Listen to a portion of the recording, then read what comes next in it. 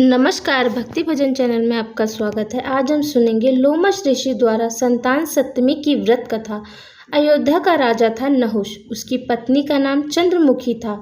चंद्रमुखी की एक सहेली थी जिसका नाम रूपमती था। वो नगर के ब्राह्मण की पत्नी थी। दोनों ही सखियों में बहुत प्रेम था। एक बार वे दोनों सरयू नदी के तट पर स्नान करने गईं। वहाँ बहुत सी स्त्रियां संतान सप्तमी का व्रत कर रही थीं। उसकी कथा सुनकर इन दोनों सखियों ने भी पुत्र प्राप्ति के लिए इस व्रत को करने का निश्चय किया, लेकिन घर आकर वे दोनों भूल गईं। कुछ समय बाद दोनों की मृत्यु हो गई और दोनों ने पशु योनि में जन्म लिया। कई जन्मों के बाद दोनों ने मनुष्य योनि में जन्म लिया। इस जन्म में चंद्रावती का नाम ईश्वरी एवं रूपमती का नाम भूषणा था।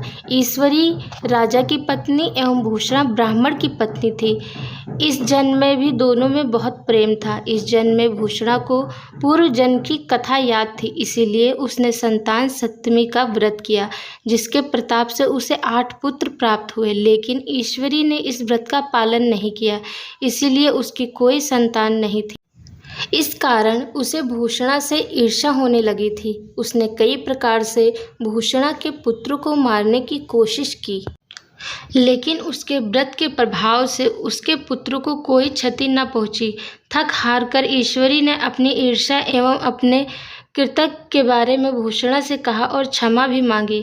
तब भूषणा ने उसे पूर्व जन्म की बात याद दिलाई और संतान सप्तमी के व्रत को करने की सलाह दी। ईश्वरी ने पूरे विधि विधान के साथ व्रत किया और उसे एक सुंदर पुत्र की प्राप्ति हुई। इस प्रकार संतान सप्तमी के व्रत का महत्व जानकर सभी मनुष्य पुत्र प्राप्ति एवं उनकी सुरक्षा के उद्देश्य से इस व्रत का पालन करते हैं। जय श्री कृष्णा। राधे राधे।